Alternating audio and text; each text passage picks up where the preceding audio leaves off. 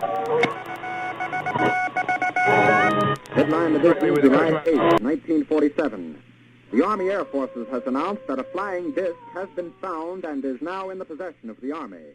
Army officers say the missile found...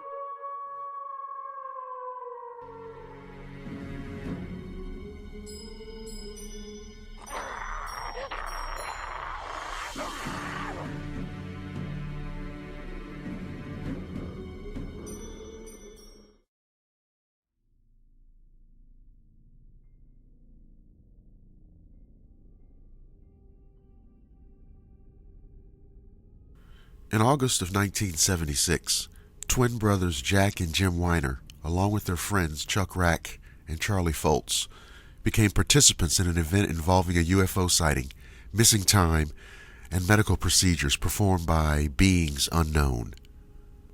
Not only were the four men fishing buddies, but they were all art students, having met at the Massachusetts College of Art.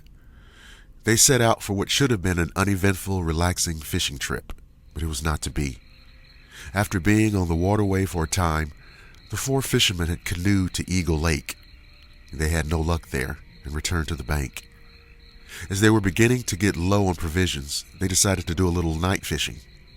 To be on the safe side, they built a roaring fire on the bank to use as a landmark in case they became turned around on the lake.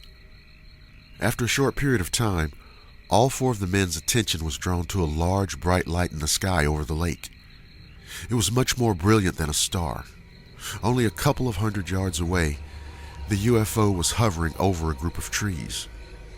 The object began to move and change colors from red to green, then to a whitish yellow. The men were watching the object in awe, wondering what it might be. At this time, they estimated it to be about 80 feet in diameter. Charlie Foltz decided to signal to it with his flashlight. At once, the UFO began to move toward them. They were being watched. The object silently made its way toward the men. They began to dash to the shore, paddling as fast as they could. A light from the object beamed down and engulfed the men and their canoe. The next thing they knew, they were back on the bank. Foltz again signaled the UFO with his flashlight, but this time it rose upward and departed from their view. Then they noticed that the large fire they had started only a short time ago was already burned to ashes, which should have taken several hours. What had happened to them?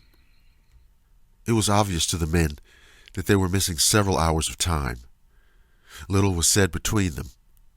They packed up their belongings and headed back home. As time went by, the events of that terrible night on Allagash would begin to have an effect on their lives. The first man to suffer was Jack Weiner. He began to have awful nightmares of strange beings with long necks and large heads. He could see himself being examined while the other three men sat idly by. The strange humanoid beings in Jack's nightmares were described as having metallic-like glowing eyes with no lids. Their hands were like an insect's with only 4 fingers. The other three men were also having dreams of a similar nature. Finally, in 1988, Jack Weiner decided to visit a UFO conference, which was hosted by author Raymond Fowler. When the conference ended, he talked to Fowler and related his remarkable encounter on the Allagash waterway. Fowler was very experienced in dealing with the exact problem that Jim, his brother, and the 2 other fishermen were facing. He suggested to Jim that all 4 of the men undergo regressive hypnosis, a type of hypnosis that recovers lost memories. After the 4 men completed their sessions, it was determined that all of them had been abducted by strange beings from the UFO that engulfed them and their canoe on the Allagash waterway. Part of the abduction involved very sensitive personal issues of the taking of fluid samples and other humiliating medical tests. The men all recall the abduction procedure. Some would recall one part of it and some another part, but when combined, they showed a complete picture of a typical alien abduction. Since the men were all artists, they were able to draw striking depictions of the examination room, the instruments used, and the aliens. This information would be invaluable to those who study the phenomena of alien abduction. The 4 friends would also take lie detector tests, which they all passed. further verifying their bizarre encounter. Thank you for listening to the Shadowland radio show. If you're listening on the Blackwater Media YouTube channel, don't forget to like, subscribe, and share. You can also listen at blackwatermedia.net and the Blackwater Media Facebook page.